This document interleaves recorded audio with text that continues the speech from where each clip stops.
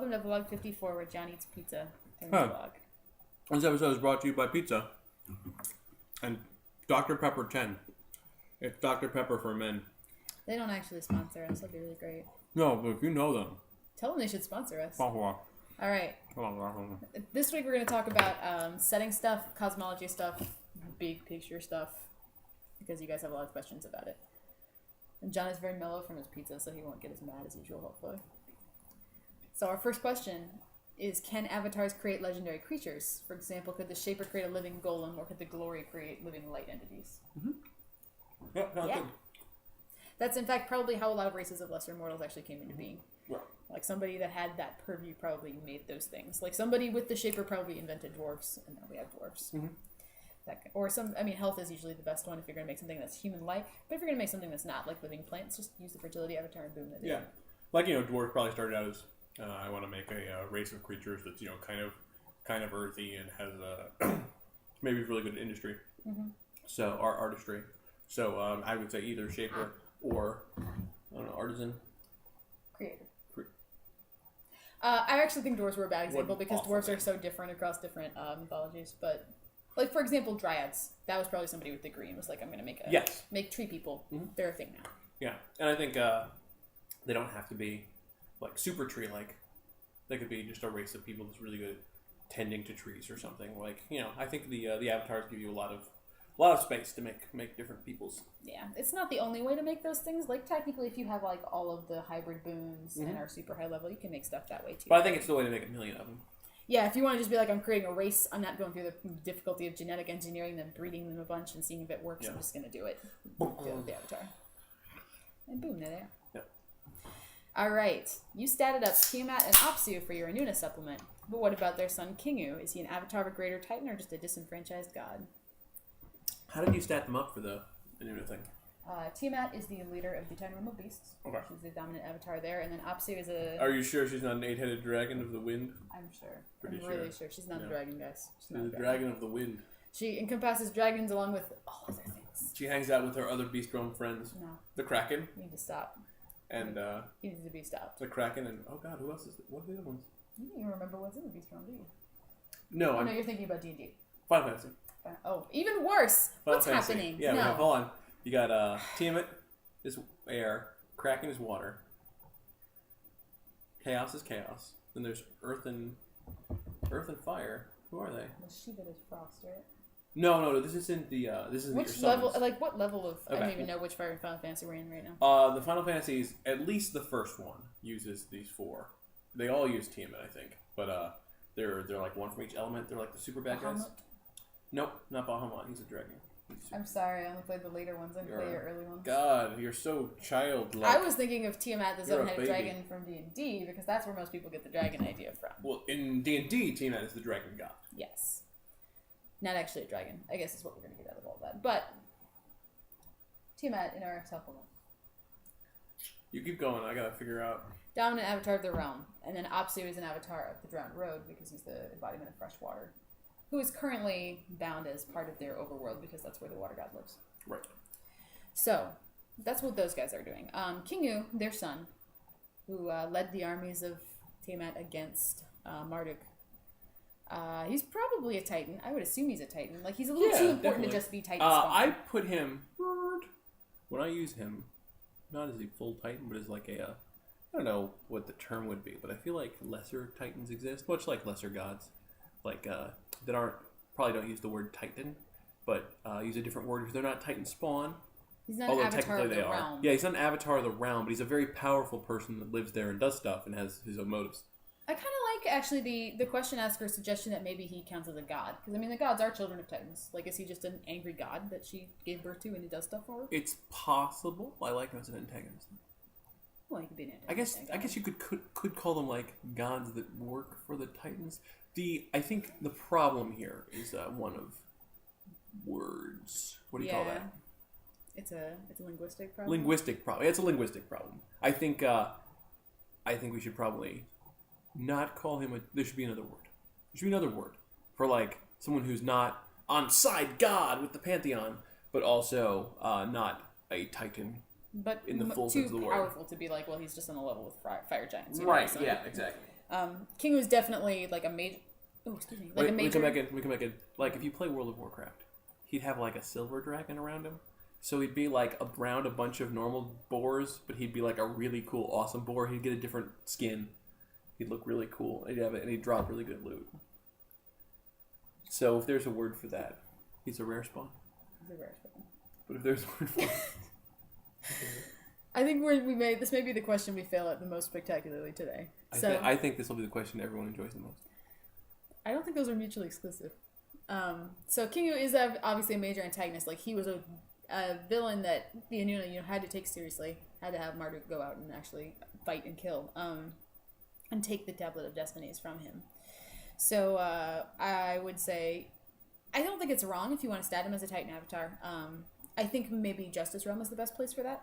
If you're going to make him actually a full-fledged Titan, because he definitely came in as like, I'm going to be the leader. I have the Tablet of Destinies. I have the right to rule from Tiamat, who is, the original mother of all of us.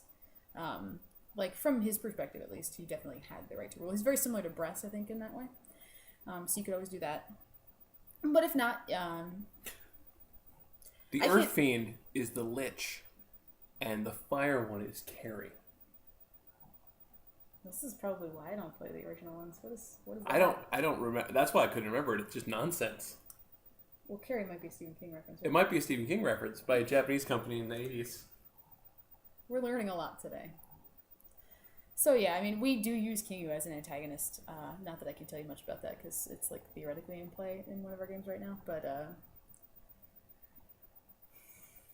sorry, this question, we just failed at this question completely. What? We answered this question perfectly. He's a rare spawn. Okay, let's move on. We're going to move on now to the next question. The next question is, the books and PDFs have a lot of details about different ways that a living Scion can get into the Underworlds. I can't even click on Carrie. Like all the other ones have their own Wikipedia page. Carrie just doesn't go anywhere. They should just link it to the Stephen King Carrie. It's spelled with a K. And a Y. People in Japanese games do not spell things English correct. Okay, go ahead. The books and PDFs have a lot of details about different ways a living Scion can get into the Underworlds. And I imagine that if the Underworlds had clearly marked exits, the dead would just use them all the time. But how is a living Scion, whose time has not yet come, supposed to get back out of the Underworld once they've gone in? Do they have to ask the local death god for a way out? Can they just retrace their steps and spend a point of legend to get back to the world? What do they do? I usually do all of the Death Realms as really complicated separate places that involve a lot of virtue rolls of the local pantheon, trials and tribulations, and generally a big long adventure on its own. Once you're as you become a more and more powerful psychopomp and god in general, those trials and tribulations become easier. But I mean, if you are a psychopomp, you can just leave. That's what psychopomps do. You can just leave anytime you feel like it. As long as you get up to teleport. But but most Underworlds, the answer is going to be in there. Like, they'll tell you in that Culture's Myths, how do you get out of here? Yeah. Like, someone will do it. But generally, there's like a door. Mm-hmm. And but like, it's not like you can just make it to the door and get back out. Like, there's the way you've described it is too easy. Yes. Like, there's tons of problems going in, and then coming out there's going to be those tons of problems again. In reverse. And then you make it to the door, and then maybe you're able to get out. And when you get there, maybe that's spending a point of legend. Yeah. And then it's actually a lot of times much worse. Like, it's really bad coming in. It's much worse going out. Because, things that live in the Underworld maybe don't care about you coming in, but they care about you leaving, because nothing's supposed to leave in most Underworlds. You mentioned the Death Gods. Some of the Death Gods are not going to let you leave. Especially if you didn't come in with permission from them. But some of them are very, very hard-assed about nobody that comes in here leaves, ever. There's not an exception. Yeah. And so you have to figure out a way to trick them, or bribe them, or escape them, which is going to be difficult. Well, I think all of them probably have to bribe them. But then also, are we talking about you being dead? No, they're talking about you being alive, going to the Underworld. How do I get back out? Okay, just going in for funsies. Sure, yeah. Okay. Going in for funsies. You're going Underworld, in for funsies. Pleasure Cruise. Okay, and then you want to just get back out. Yeah. Can I just walk back to where I came in and leave? I guess technically that is true. But it's going to be really hard. It's not just walk back. Yeah, like, it's going to be something that should be hard enough for you that there's a chance you can't do it, which is why the dead can't do it, because mostly they're just mortals who are already dead anyway. Like, they have no prayer of passing through those obstacles. And then the Lord of the Underworld probably has something to say about it. Yeah, I mean, dead people are subject to rules of the Underworld. Like, for them, probably even if they could get to the door, they couldn't go through it, just because the Underworld isn't set up to let them do that. Like, as a living person going in there, you're exempt from some of the rules of the Underworld that ghosts are not exempt from. So you can't really compare what you might be able to do to what dead people can do. Because the answer is always dead people can't do shit, really, for most of these Underworlds. Yeah, they're just dead people. Yeah, they are at the whim of the death gods and the Underworld itself. So, I'm a unicorn. This vlog is a magical event. This vlog today. So yeah, most of the time, I mean, technically, yes, you could just walk out where you walked in, but that's not actually going to be easy in practice. And if it is being easy, you're not challenging your group enough. Alrighty. 2 related questions. How do you do a Chaos Titanrealm? I'm not asking for what Titans you'd pick, just asking what you think it would look like in there. Batshit crazy is not a real answer. Does that say that? It does. Fuck you. And the second one is, how do you do a Titan realm? Hunden always seemed to be a cop-out, and I've seen your awesome INTO Destruction realm. I wonder if that's basically what a Titan realm is. Well, thank you. Like. You have earned back your fuck you. I don't know if they're the same person, but if they are... Oh, they're 2 questions. No, alright, first person, fuck you. Second person, well done with your... That's not bribery, what is it? Flattery. Flattery. They're flattering you. Excellent flattery. Well, if they are the same person, you have gotten back into his good graces a second after getting out of them. That's very impressive. It is very... Impressive! I said impressive!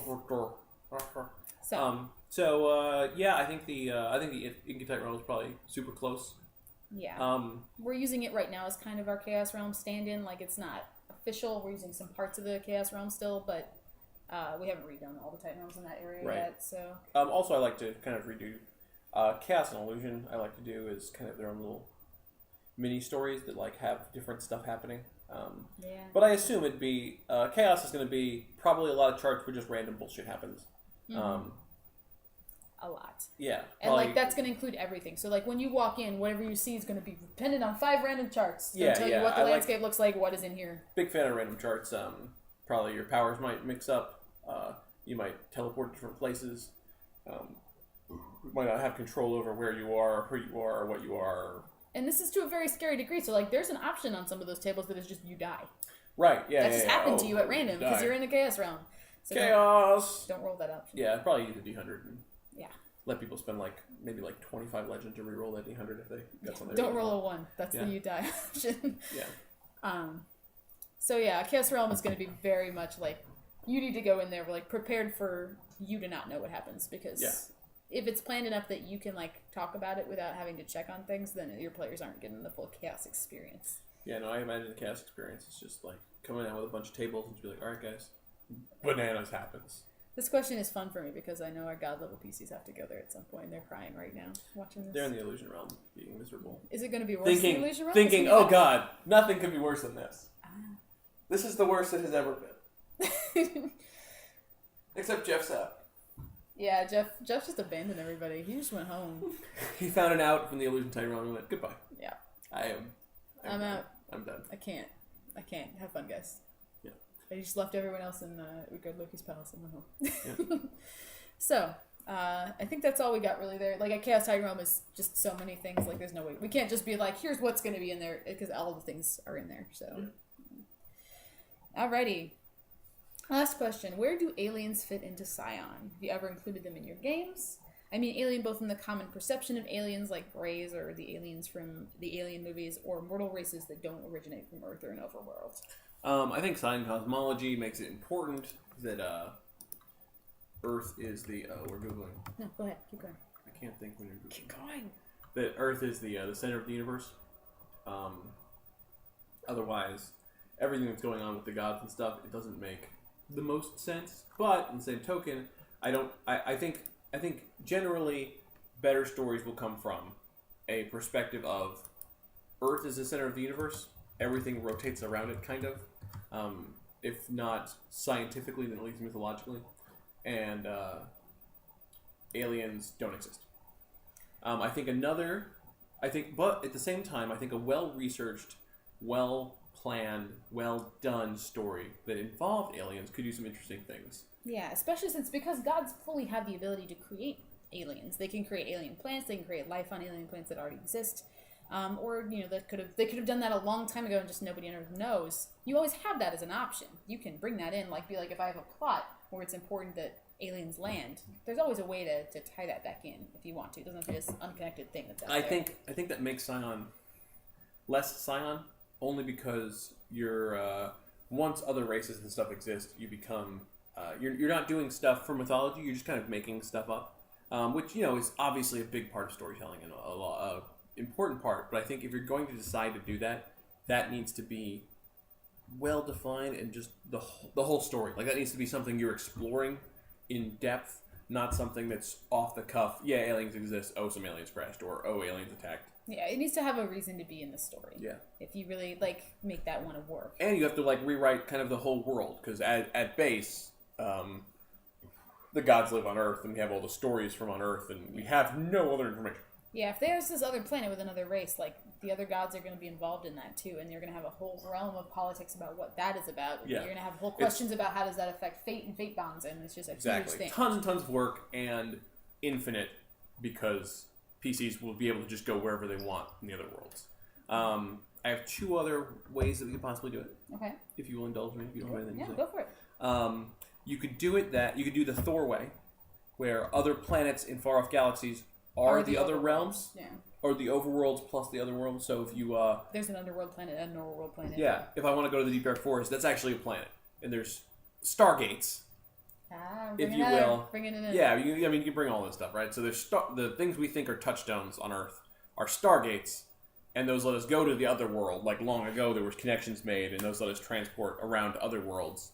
And places like Alfheim and the Rainbow Bridge does what it does in Thor. It lets you teleport around. Yeah.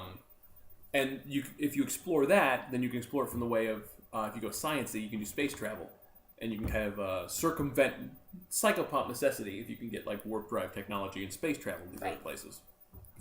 Final thing you could do is you could do Star Trek, and long ago the gods existed in one place, and they took humanity basically and just spread it out all over the place. And it evolved into different ways on different planets. So different aliens are really just all branches of humanity. Yeah. Who look slightly different but are at the same root core. And so they will all have the same basic rules that you have for humanity now. Yeah. They're not aliens like Alien. They're aliens like the Star Trek aliens. They're going to all be mostly humanoid. And they change for their necessities of their environment, but that was about it. They also have similar gods in different forms.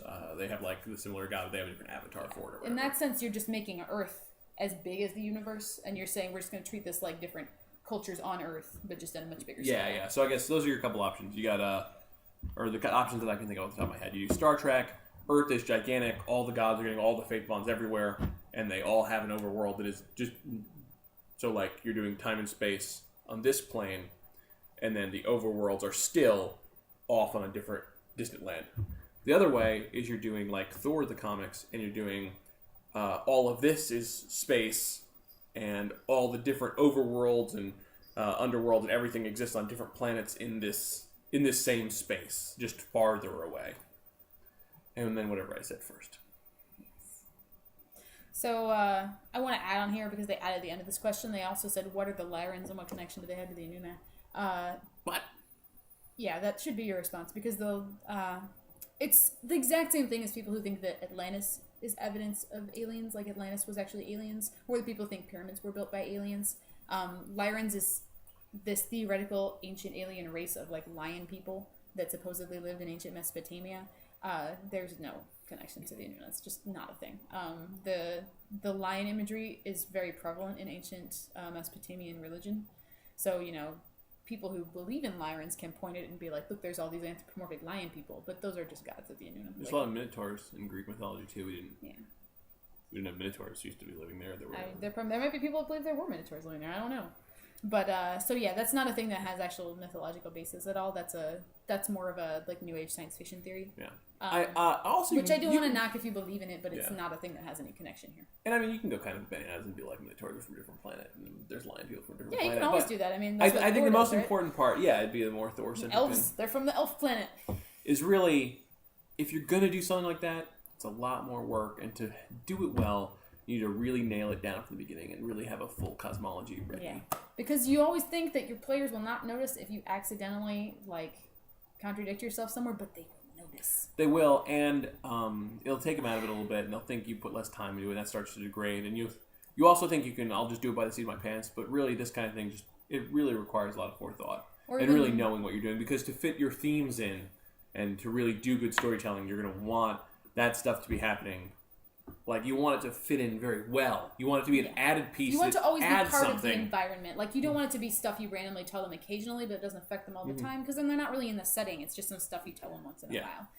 And you also don't want to cause the opposite problem, which is they notice a discrepancy, but they don't think you did something wrong, and then they spend a bunch of energy trying to figure out what that means in the game. Yeah, you don't want to have them, like... And then you have to deal with it. suddenly see aliens, and then just, like, randomly be dealing with that without a good explanation. Yeah. So, it's more work than we want to do. Like, that's something that I think is a whole different Scion setting that you could absolutely make really amazing, but you basically have to write, like, a whole game. For that. Yeah, so, I think it's like a setting. Like, we've talked about doing setting stuff before. Like, I think a future space travel alien setting for Scion could totally be really great. It's just going to be a huge amount of work, so it doesn't work very well with Scion just vanilla. Yep. And that's it. That's it? That's all? Yeah. All right. You're welcome for this crazy blog. Yeah, we're going to do another one now, hopefully. We're going to play Final Fantasy 1 first. I don't think that's true. But we'll see you guys in, like, a minute. I have it over there. About a month, like a week or two. Bye. Happy Thanksgiving.